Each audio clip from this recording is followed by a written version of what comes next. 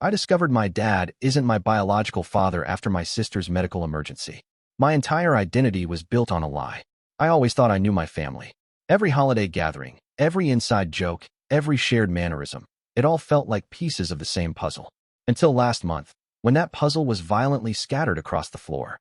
It started with a phone call at 2 a.m. My sister had collapsed at home and was rushed to the hospital. Her husband's voice cracked as he explained that doctors suspected some kind of internal bleeding. By the time I arrived at the hospital, my parents were already in the waiting room, my mother's eyes red and swollen, my father pacing with that military precision he never lost after leaving the service. She needs a transfusion, the doctor explained when he finally emerged. We're checking compatibility with family members since she has a rare blood type. That's when everything changed. I volunteered immediately. So did my parents. The nurse took our samples, and we waited. An hour later, the doctor pulled my parents aside. I couldn't hear what was said, but I saw my mother's hand fly to her mouth, saw my father's face drain of color. When they returned, neither would look at me. What's going on? I asked. My mother just shook her head. Not now, she whispered. My sister survived the surgery. Some congenital vascular issue they hadn't known about. But as she recovered, I noticed the strange glances, the hushed conversations that stopped when I entered the room. 3 days after the emergency, my father asked me to take a drive with him. We parked at the overlook where he used to take me stargazing as a kid. He stared straight ahead through the windshield as he spoke. The blood test showed something, he said, his voice unnaturally steady. I'm not your biological father. The drive home was silent. My father, or the man I'd always called father, tried to explain, but his words washed over me like white noise. Something about my mother's ex-boyfriend, a brief reconciliation during a rough patch in their early marriage, a decision they'd made together to never tell me. At home, my mother was waiting. She tried to hug me, but I stepped back. 32 years, I said. 32 years of lies. Not lies, she insisted, tears streaming down her face. He is your father in every way that matters. He raised you, loved you. Who is my biological father? I cut her off. The silence stretched between us. He doesn't know about you, she finally said. He moved across the country before I even knew I was pregnant. Your dad, she glanced at my father. He wanted to raise you as his own. We thought it was best. I left without another word. Drove to my apartment and ignored their calls for days. My wife tried to comfort me, but how could she understand? My entire identity felt like a fabrication. My sister called when she was discharged from the hospital. Did you know? I demanded. No, she said quietly. I found out the same time you did. I believed her. The shock in her voice was too real to fake. A week passed. Then 2. I avoided family dinners. Made excuses for why I couldn't visit my sister during her recovery. I spent hours staring at my face in the mirror, searching for features that might belong to a stranger. My wife finally intervened. You need to talk to them, she said. This silence is destroying everyone, including you. She was right. I agreed to Sunday dinner. The tension around the table was unbearable. My mother kept wiping away tears. My father, and despite everything, I couldn't stop thinking of him that way, barely touched his food. After dinner, he asked me to help him in the garage. His sanctuary. The place where he'd taught me to change oil, build birdhouses, fix bicycle chains. I understand if you hate us, he said, organizing tools that were already perfectly arranged. But I need you to know something. He turned to face me fully. The day your mother told me she was pregnant, I made a choice. I chose to be your father. Not because I had to, but because I wanted to. That choice, it's the best one I've ever made. I wanted to stay angry.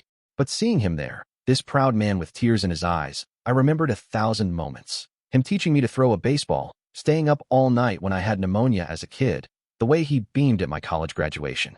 I don't hate you, I said finally. I just don't know who I am anymore. You're the same person you've always been, he replied. My son. Update 1. It's been 3 weeks since that dinner. I've been seeing a therapist to process everything. She suggested I write down questions for my parents. All the things I need to know about my biological father and their decision. Last night, I finally sat down with them.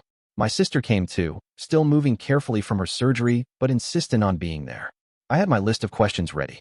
His name is Robert, my mother said, answering the first and most obvious question. We dated in college before I met your father. When your father and I hit a rough patch in our first year of marriage, I ran into Robert at a conference. It was a mistake, one weekend when your father was deployed. Does he live here? Have I ever met him? The thought that I might have passed my biological father on the street made my stomach turn. No, he moved to Seattle right after that weekend. Last I heard, he was working for a tech company there. Do I have other siblings? The question had been haunting me. My mother looked down. I don't know. We haven't had any contact since before you were born. My father reached for her hand. The gesture surprised me. His forgiveness seemed so complete, while I was still struggling. Why keep it secret? Why not tell me when I was old enough to understand? They exchanged glances. At first, it was because you were too young, my father explained. Then, as years passed, it never seemed like the right time. The longer we waited, the harder it became to imagine telling you. My sister, who had been quiet, finally spoke. I'm sorry my medical emergency forced this out, but maybe it's better to know the truth. I wasn't sure I agreed. But as the night went on, something shifted. My anger began to give way to a different emotion, curiosity. I think I want to find him, I said finally. Not to replace you, I added quickly, looking at my father. But to know that part of my history. My father nodded slowly. I understand. And I'll support whatever you decide. Update 2. Finding Robert wasn't difficult in the age of social media and people search websites. Within days, I had his contact information. Writing that first email was the hardest thing I've ever done. How do you introduce yourself to a man who has no idea you exist? I kept it simple. Explained who my mother was, when they had known each other, and that a recent medical situation had revealed the truth about my parentage. I told him I wasn't looking to disrupt his life, but would appreciate a conversation if he was willing. 3 days passed with no response. I convinced myself he'd ignored the email or thought it was a scam. Then, on the 4th day, a reply appeared in my inbox. I remember your mother well. This news comes as a complete shock. I would very much like to speak with you. Here's my number. The first phone call was awkward. His voice sounded nothing like my father's. Higher, with a slight accent I couldn't place. He asked careful questions about my life, my career, my family. I found myself editing my answers, unsure how much to share with this stranger who was somehow part of me. I have 2 children, he told me. You're half-siblings, I suppose. They're in college now. He paused. Would you want to meet them? The question caught me off guard. I hadn't thought beyond meeting him. Maybe someday, I said. I'm still processing all of this. Of course, he replied. This must be overwhelming for you. Before we hung up, he asked if I would send him a photo. I did, a recent one of me with my wife at my cousin's wedding. His response came minutes later. You have my mother's eyes. I never noticed the resemblance in anyone else before. I stared at those words for a long time. My grandmother's eyes. A connection to a family I'd never known existed. Update 3. Yesterday, I met Robert in person. We agreed on a coffee shop halfway between our cities. My wife offered to come, but this felt like something I needed to do alone. I recognized him immediately when he walked in. Not because he looked like me, but because he was scanning the room with the same nervous energy I felt. He was taller than I expected, with gray hair and glasses. When our eyes met, he smiled uncertainly. The first few minutes were painfully awkward. We made small talk about the drive, the weather, anything to avoid the elephant in the room.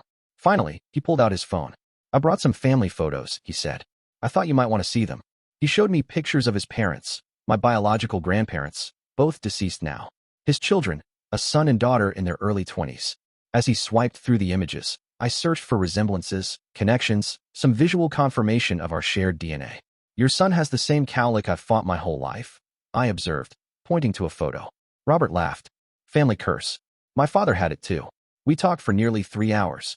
He told me about his life after leaving my mother, his marriage, his career, his hobbies. I shared stories about growing up, carefully including my father in them, making it clear that I'd had a good childhood, that I'd been loved.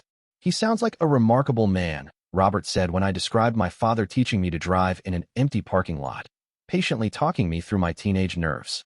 He is, I agreed, and meant it. As we prepared to leave, Robert hesitated. I want you to know, he said, that I'm not trying to replace your father. But I'd like to know you, if that's something you want to. I thought about my father, the man who chose me, who stayed up nights when I was sick, who taught me to be the man I am today. And I thought about this stranger with whom I shared blood, but no memories. I'd like that, I said finally. But slowly. Last night, I went to my parents' house. My father was in the garage again, rebuilding an old radio, another project he'd taught me about years ago. How did it go? He asked, not looking up from his work. It was interesting, I said, picking up a screwdriver to help. He seems like a decent guy. My father nodded, still focused on the radio. But he's not you, Dad. His hands stilled. For a moment, he didn't move. Then he looked up, his eyes meeting mine. I'm still figuring out what all this means, I continued. But I know one thing hasn't changed. You're my father. You always will be. He didn't speak. He's never been a man of many words. But he put down his tools and pulled me into a hug, the kind he gave rarely but always meant. Family isn't just blood. It's the people who choose you, who stay when they could leave, who love you not because they have to, but because they want to. I'm still processing what it means to have two fathers, one who raised me and one whose DNA I carry. But I'm beginning to understand that adding to my family doesn't mean losing what I already had. The puzzle of my identity isn't scattered anymore.